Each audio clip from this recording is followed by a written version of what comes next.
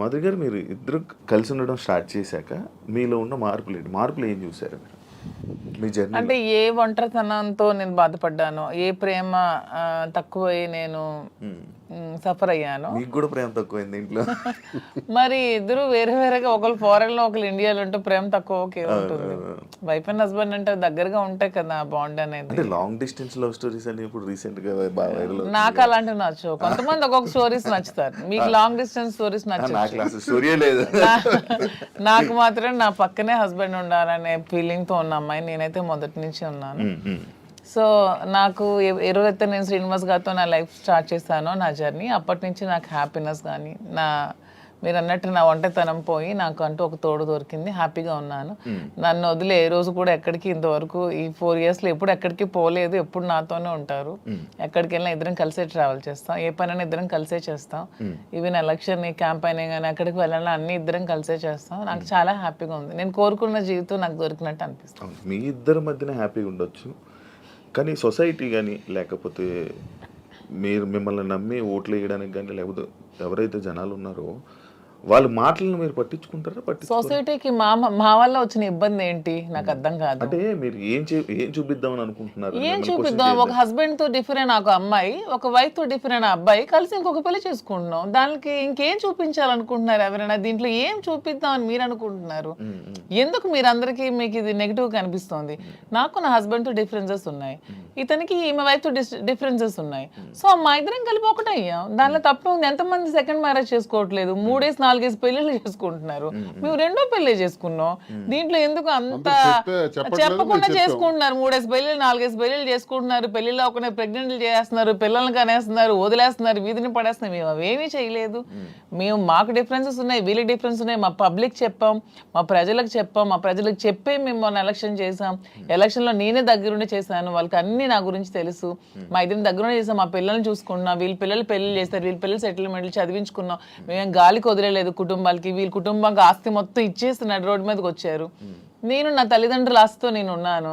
నేను హస్బెండ్ నుంచి ఇంతవరకు నేను 1 రూపాయి కూడా నేను తీసుకోలేదు ఇంతవరకు. నేను నా పిల్లలు కానీ నాకు కానీ నా పేరెంట్స్ నాకు ఏమైతే నాకు ఆస్తి నాకు వచ్చిందో ఆ యాన్సిస్ట్రల్ ప్రాపర్టీస్ మాత్రమే నేను నాకుతో పెట్టుకున్నాను.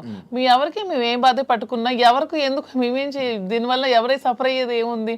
తిరిగి పైగా మా కార్యకర్తలు, మా ప్రజలు మీరు వచ్చి మైక్ పెట్టండి చాలా చాలా హ్యాపీగా ఉన్నారు. ఎందుకంటే శ్రీనివాస్ గారి ఇంటికి వెళ్ళినప్పుడు ఏదైతే వాళ్ళకి లోటు ఉండేదో, అంటే వాణి సరిగ్గా చూసుకునేది కాదు, ఈవెన్ మంచినీళ్ళు కూడా ఇచ్చేది కాదు. హస్బెండ్కే చూడదు ఆమె, ప్రజలకి ఏం చూస్తుంది. ఇప్పుడు అదేమీ లేదు. నేను ప్రతి ఒక్క కార్యకర్తకి బాగా చూసుకుంటానని వాళ్ళకి నమ్మకం కలిగి నా దగ్గర రావడం స్టార్ట్ చేశారు. నాతో ట్రావెల్ చేస్తున్నారు, నన్ను అభిమానిస్తున్నారు, ఆదరిస్తున్నారు, నన్ను అమ్మలాగా చూసుకుంటున్నారు అందరూ కూడా. ఇప్పుడు 22లో ఈ గొడవ స్టార్ట్ అయింది. 24లో నేను ఎమ్మెల్యే పోటీ చేశాను. నా మీద పోటీ చేసి గెలిచినటువంటి అచ్చెన్నాయుడు రాష్ట్ర తెలుగుదేశం పార్టీ అధ్యక్షుడు ఎన్నికల ముందు ఏం చెప్పాడు? రాష్ట్రంలో హైయెస్ట్ మెజారిటీ నాదే, అబౌట్ 70,000 ఓట్స్ అన్నాడు. నిజానికి కూటమి ప్రభుత్వంలో ఎవడు నామినేషన్ వేసినా 40,000, 50,000, 60,000తో గెలిచారు. మా జిల్లాలోనే 4 ఎమ్మెల్యేలు కొత్తోళ్ళు, మొక్కం తెలియనోళ్ళు కూడా, ధర్మాన ప్రసాద్ లాంటి వ్యక్తి మీద కూడా 3 రోజుల ముందు వచ్చి నామినేషన్ వేసి 54,000 మెజార్టీతో గెలిచాడు. మరి అచ్చెన్నాయుడు ఎంతతో గెలవాలి? కనీసం 70తో గెలవాలి కదా. 30, నా 73,000 ఓట్లు. ఇవన్నీ తెలిసి ప్రజలు నాకెందుకు ఇంకా నైతికంగా బలంగానే ఉంచారు. నైతికంగా అచ్చెన్నాయుడు ఓడిపోయినట్టే. కిందోళ్ళందరికి ఒక్క 15 రోజుల ముందు వచ్చిన వాళ్ళందరికి కూడా 40,000, 50,000 మెజారిటీలు వచ్చి నీకేం 30,000? అంటే ప్రజలే 1,000 వ్యతిరేకించుంటే అచ్చెన్నాయుడికి 70,000 రావాలి కదా. ఇంత వేవ్లో కూడా అచ్చెన్నాయుడు అతి తక్కువ ఓట్ల తేడాతో గెలిచాడు కదా. సో నేను గతసారి ఎంపీకి పోయినా 3,100 తేడా నాది. వాళ్ళకి మాకు ఎప్పుడు వెరీ లెస్ మార్జిన్, 3,000, 3,500. సో వీడు ఇలాంటోడు సంఘ వ్యతిరేకమైన పని చేసాడు, కొట్టండి అనుకుంటే నాకు 20-30,000 ఓట్లకి తగ్గి కుదించేసి ఆయనకు 1,00,000 మెజారిటీ ఇవ్వచ్చు. అది జరగల ఇంత వేవ్లో కూడా. అదే మాకు ప్రజల్లో. అయినా పర్సనల్ లైఫ్ ని ప్రైవేట్ లైఫ్ కి ఏంటి సంబంధం అండి? ఇది మా ఫ్యామిలీస్ మధ్యలో ఉన్న డిస్టర్బెన్సెస్ తో మేము ఒకటే. పర్సనల్ లైఫ్ ప్రైవేట్ రహస్యంగా ఉంటూ అబద్ధాలు ఎవడైతే ఆడతాడో వాడు దొంగ. పర్సనల్ లైఫ్ ను ఓపెన్ గా తెరచిన పుస్తకంలో జనం ముందు చెప్పేస్తే దొంగలు ఎలా అవుతాము? వాస్తవం చెప్పిన వాళ్ళు అవుతాం. ప్రజలే గుర్తించారు, ప్రజలే గౌరవిస్తున్నారు. ఈ రోజు మాకున్న గౌరవం పెరిగింది సమాజంలో. ప్రతి ఒక్కళ్ళు ఎక్కడ చూసినా సార్ ఒక సెల్ఫీ అంటారు. కార్లు ఓవర్టేక్ చేసుకుని పరిగెట్టుగా స్పీడ్గా వచ్చి ఒక ఫోటో కావాలని అడుగుతున్నారు. డాక్టర్స్, ఇంజనీర్లు, పెద్ద పెద్ద ఎంప్లాయీస్, ఉన్నత స్థాయి వాళ్ళు, పోలీస్ ఆఫీసర్స్, పెద్ద పెద్దోళ్ళు కూడా. ఒక పెద్ద ఆఫీసర్ అయితే మొన్న చేయి తీసుకొని గుండె మీదలో పెట్టుకొని పెద్దగా ఊపిరి తీసాడు. ఏం సార్ ఏంటి అంత ఎమోషన్ అవుతున్నారు ఏంటంటే, మీరంటే నాకు ఇష్టం సార్. ఆయన ఏం అర్థం చేసుకున్నారు? పెద్ద ఆఫీసర్. ఇంకా చాలా మంది పేర్లు చెప్పకూడదు. వాళ్ళు ఏం అర్థం చేసుకున్నారు? ప్రతి ఒక్క జీవితంలో కూడా కథ ఉంది. ఆ కథ చాలా మంది చెప్పలేక భరిస్తున్నారు. మేము చెప్తాం. ఇప్పుడు మీరు ఇన్స్పిరేషన్ అంటారు, చాలా మందికి ఇన్స్పిరేషన్. ధైర్యంగా బతకండి. ఆవేశం ఎలా వస్తుంది? వాళ్ళ కళ్ళల్లో ఆర్ద్రత ఎలా వచ్చింది? ఆ సంతోషం ఎలా వచ్చింది?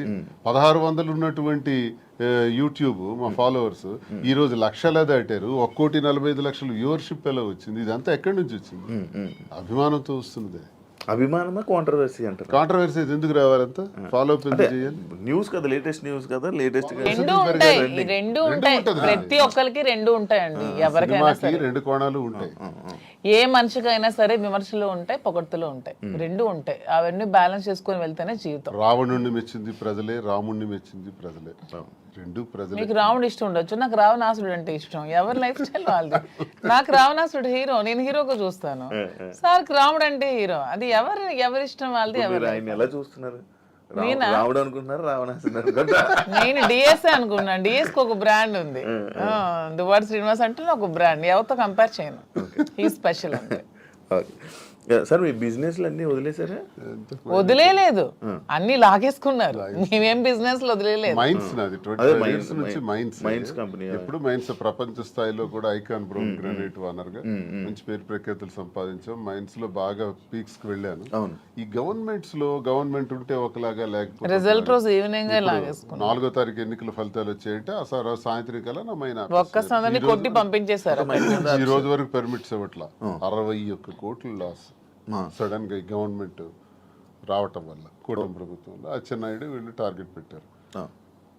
సరే ఇవన్నీ చేస్తుంటారు వాళ్ళు, భరిస్తారు. శ్రీను గారు అంత మైనింగ్ కంపెనీలు అలాంటి పెద్ద పెద్ద బిజినెస్లు చేసిన మీరు రీసెంట్గా చీరలు బిజినెస్లోకి తీసుకొచ్చేసారని చెప్పి కామెంట్స్ కామెంట్స్. దానికి బిజినెస్, సారీస్ బిజినెస్ కాదా? ఏదైనా బిజినెస్ ఏనండి. దానిలో కామెంట్ చేయడానికి ఏముంది? ఇప్పుడు శ్రీనివాస్ గారు ఎప్పుడు మైన్స్ బిజినెస్, తను ఫస్ట్ నుంచి కూడా. పర్లాకిమిడిలో వరల్డ్ ఫేమస్ మెటీరియల్ తను అక్కడ ఉంది. పర్లాకిమిడిలో తను క్వారీ చేశారు. ఆ క్వారీని కూడా ఇలా లిటిగేషన్స్ పెట్టి కేసులు పెట్టేసి ఇతను ఓడిపోగానే వాళ్ళ పార్టీ రాగానే టీడీపీ హయాంలో క్లోజ్ చేసేసారు. దాన్ని నిలదక్కుని పాపం మళ్ళీ కొత్తగా టెక్కల్లో స్టార్ట్ చేశారు. దాన్ని కూడా మొన్న రిజల్ట్ రోజు ఈవినింగే మొత్తం కూల్ చేశారు. పోర్టులో కాంట్రాక్ట్స్ వర్క్స్ చేశాం మేమిద్దరం. దాన్ని ఆపేశారు.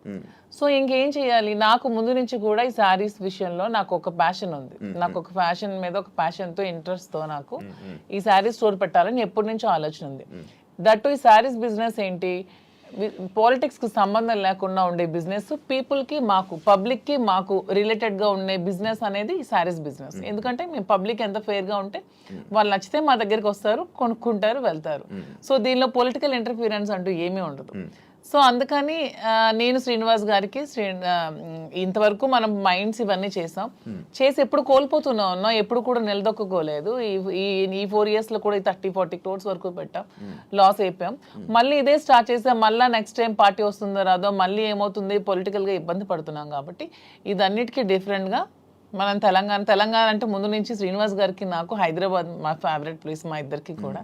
హైదరాబాద్ ప్రజలు కూడా చాలా మంచి మనసున్న మనుషులు, ఎవరు వచ్చినా ఆదరిస్తారు. బ్రతకడానికి బ్రతుకు తెరునిస్తుంది హైదరాబాద్. అదొక చాలా పెద్ద ప్రపంచం హైదరాబాద్ అనేది, చాలా మందికి లైఫ్ని ఇస్తుంది. సో ఈ ప్లేస్ ని మనం చూస్ చేసుకుందాం. వెన్ కంపేర్ టు నాకున్న ఫ్యాన్ ఫాలోయింగ్ లో ఒక 10% ఆంధ్రాలో ఉంటే 90% నాకు హైదరాబాద్ లోనే ఉన్నారు. అంత మంచిగా నన్ను ఆదరిస్తున్నారు.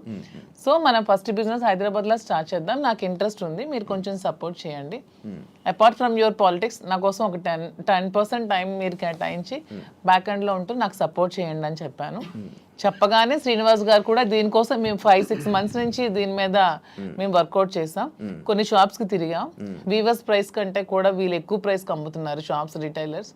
అవన్నీ బ్రేక్ డౌన్ చేసి పబ్లిక్కి మనకు గుడ్ రిలేషన్షిప్లా ఉండాలనే ఆలోచనతో డైరెక్ట్గా వీవర్స్ దగ్గరికి వెళ్ళి మాట్లాడి మేమే మగ్గాలు అవి ఏర్పాటు చేసుకొని మేమే మెటీరియల్ ఇస్తూ వీవర్స్ని కూడా బ్రతికిద్దామనే ఆలోచనతో వాళ్ళతో శారీస్ మేమే దగ్గరుండి వీవింగ్ చేయించుకొని ఆ ఓవెన్ శారీస్ని పెట్టి మేము శారీ స్టోర్ పెట్టి ఓపెన్ చేసి ప్రజలందరికీ కూడా క్వాలిటీతో అండ్ తక్కువ ప్రైస్లో ఇద్దామని నిర్ణయించుకొని ఈ శారీ స్టోర్ అనేది ఓపెన్ చేస్తున్నాం. ఫస్ట్ బ్రాంచ్ మదీనాగూడలో స్టార్ట్ చేస్తున్నాం. విత్ ఇన్ 3 months జూబ్లీ హిల్స్లో స్టార్ట్ చేస్తాం. విత్ ఇన్ ఇంకొంచెం రోజుల్లో ఇంకొక 4-5 బ్రాంచెస్ కూడా ఎస్టాబ్లిష్ చేయాలన్న ఆలోచనతోనే ఉన్నాం. అంతేగాని శారీస్ బిజినెస్ అనేది తక్కువగా చూడకండి. కూర్చోడానికి కాదు, అంటే ఒక మంచి గ్రేట్ లీడర్ శ్రీకాకుళంలో మంచి దువ్వాడ శ్రీని గారు అంటే మంచి నేమ్ ఉంది.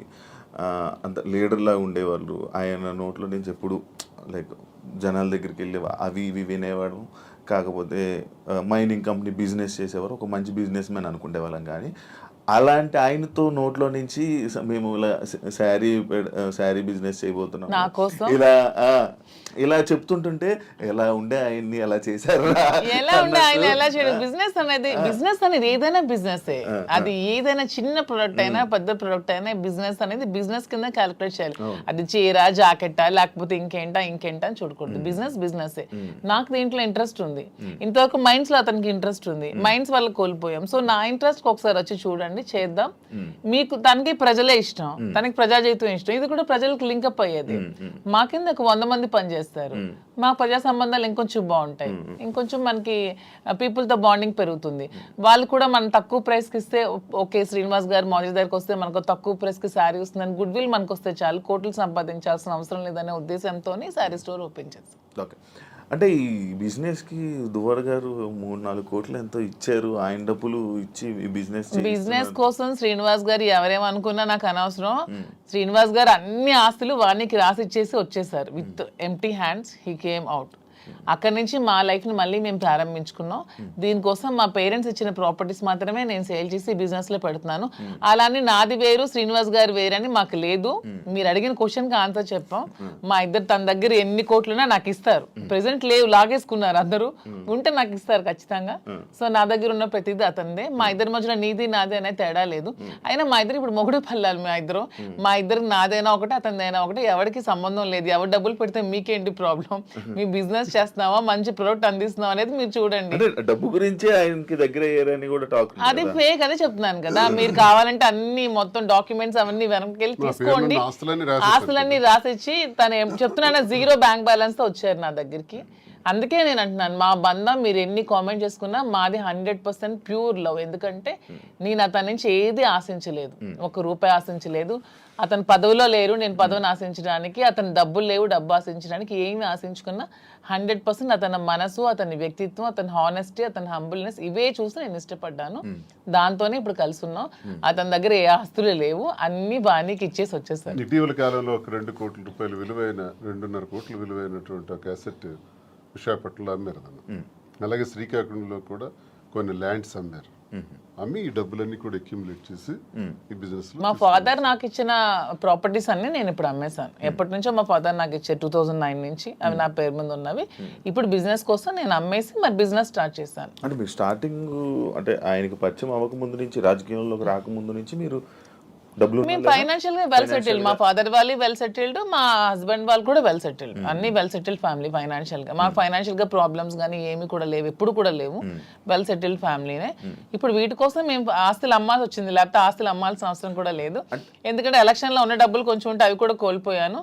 మా ఇద్దరు ఉండడానికి ఇల్లు కూడా కట్టుకున్నాం, దానికోసం కొంచెం డబ్బులు పెట్టవలసి వచ్చింది. సో ఇప్పుడు మళ్ళీ బిజినెస్ స్టార్ట్ చేయడానికి ఈ ప్రాపర్టీస్ అమ్మాల్సి వచ్చింది. లైక్ అంటే ఈ కామెంట్స్ రావడానికి గల రీజన్స్ ఏంటంటే, మీరు అది కొన్ని వీడియోస్ మీ డ్యాన్స్ చే సంబంధించిన వీడియోస్ కొన్ని సోషల్ మీడియాలో వైరల్ అవ్వడం జరుగుతుంది. అది మీరేనా? అది ఇప్పటికీ చెప్తున్నాను, అది నేను కాదు.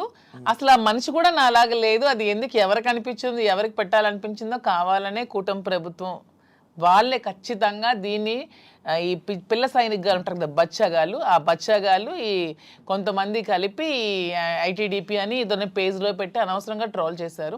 అలానే డాన్స్ చేసే అమ్మాయిని నేనేం కామెంట్ చేయట్లేదు. నాకు రికార్డింగ్ డాన్స్లు నాకు స్టేజ్ల మీద డాన్స్ చేసుకోవాల్సిన అవసరం నాకైతే ఎప్పుడూ లేదు. ఎనీబడి కెన్ ప్రూవ్ చేసుకోండి. సార్ అప్పుడే చెప్పారు ప్రూవ్ చేసుకుంటే నేను 1 crore rupees వాళ్ళకి గిఫ్ట్ ఇస్తానని. ఇప్పుడు ఈ మధ్య మొన్న ఛానల్లో కూడా అడిగారు. నాకు అవసరం లేదు. అలానే నేను ఒకటే చెప్తున్నాను, ఎవరి బ్రతుకు తెరువు కోసం వాళ్ళు చేసుకుంటారు.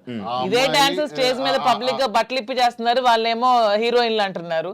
స్టేజ్ మీద చేస్తే స్టేజ్ రికార్డింగ్ డాన్సర్లు అన్నారు, నానా రకాల పేరు పడుతున్నారు. నేను ఎవరు అమ్మాయిని కామెంట్ చేయట్లేదు. నాకైతే మీరు వెళ్ళి మా ప్లేస్ లో ఎంక్వైరీ చేసుకోండి, నేను పుట్టిన ప్లేస్ లో మా అత్తగారి ప్లేస్ లో. ఈ విమర్శలు చేసేవాళ్ళు ఎవరైనా ఆ అమ్మాయి మాధురి అని ప్రూవ్ చేస్తే 1 crore ఇస్తాం.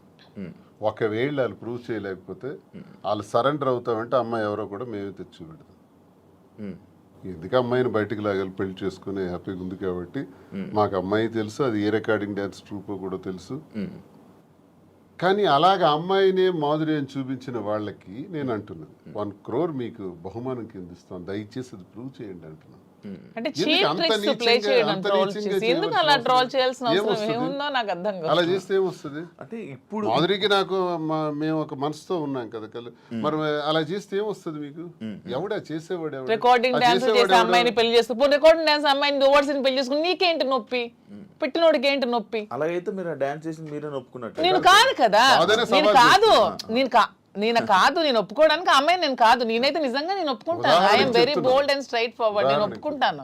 If it is me I will agree. నేనే అదా, నేను డాన్స్ చేసిన వీడియోస్ చాలా ఉన్నాయి, నేను పెట్టుకుంటున్నాను కదా. నేను చేసి నేనే పెట్టుకుంటాను. నేను అది కానప్పుడు నేను ఎలా ఒప్పుకుంటాను? అలానే అదే అంటున్నాను, ఒకవేళ డాన్స్ చేసిన అమ్మాయినే దువ్వాసం చేసుకుంటే మీకేంటి పెయిన్? అమ్మాయి మాత్రం అమ్మాయి కాదా, ఆడపిల్ల కాదా? ఎందుకు అంత ట్రోల్ చేయాల్సిన అవసరం ఏముంది? అంత నెగిటివిటీ స్ప్రెడ్ చేయాల్సిన అవసరం ఏముందని అడుగుతున్నాను నేను. ఒకవేళ ఆ అమ్మాయే మాధురి అని ప్రూవ్ చేయాలనుకుంటే 1 crore బహుమతి ఇస్తాం, తీసుకురండి అంటున్నాం. ఎవరైతే వచ్చారో వాళ్ళకి. అంటే ఇప్పుడంటే ఏ జనరేషన్ వచ్చేసింది, ఫేసులు మార్పిడి ఇది. ఆ వీడియో చూస్తే అప్పుడెప్పుడు 2003 2000 వయసు ఎంత తెలుసు? ఏమండి నాకు ఇప్పుడు 34 years అండి. 2000 అన్న ఏజ్ ఎంత ఉంటది? ఓకే, ఆ వీడియో ఎప్పుడు చాలా ఓల్డ్. నేను 2000 అన్న ఏజ్ ఎంత ఉంటుంది చెప్పండి? 2005 లో నేను 10th. నాకు ఎంత ఏజ్ ఉంటుంది? నాకు 2010-11 అప్పుడు నేను ఎంత పిల్లని ఉంటాను. ఆ అమ్మాయి అంత డాన్స్ నాకు నేను ఎలా చేయగలను? కొంచెం నా పోనీ అట్లీస్ట్ నా చిన్నప్పుడు ఫోటోలు ఏవో చూపిస్తే మీకు తెలుస్తుంది. ఎప్పుడో మాదిరి చూపిస్తున్నారు కదా. అట్లీస్ట్ 2005 లో నేను 10th. పోనీ అప్పుడు నాతో చదువుకున్న వాళ్ళకి తెలుస్తుంది కదా. ఏదో మీలాంటి వాళ్ళు నమ్మాలి, ఎవరు తెలియని వాళ్ళు. తెలిసిన వాళ్ళకి ఏంటో తెలుసు. నమ్మడం కాదు చెప్తున్నా, అంటే మీరు చూస్తే ఎలా అనిపిస్తుంది? అలాగే నాకు ఎక్కడ అనిపించట్లేదు, మా వాళ్ళకి ఎవరికి అనిపించట్లేదు. మీకు ఎలా అనిపిస్తుందేమో మరి, మాకైతే తెలియదు. మా అందరికీ తెలుసు, ఎవరు మా జిల్లా అందరికీ తెలుసు అది నేను కాదని. ఇంక మిగతా వాళ్ళు నమ్మితే నమ్మొచ్చేమో కానీ ప్రతి ఒక్కరికి తెలుసు. ఇంక నమ్మినా నమ్మకపోయినా పర్వాలేదు, నేను అనుకున్నా కూడా ఐ డోంట్ కేర్ అంటున్నాను. పోనీ అమ్మాయి కూడా డాన్స్ బాగా చేస్తుంది అనుకుంటే అనుకోండి, దానిలో ఐ డోంట్ కేర్.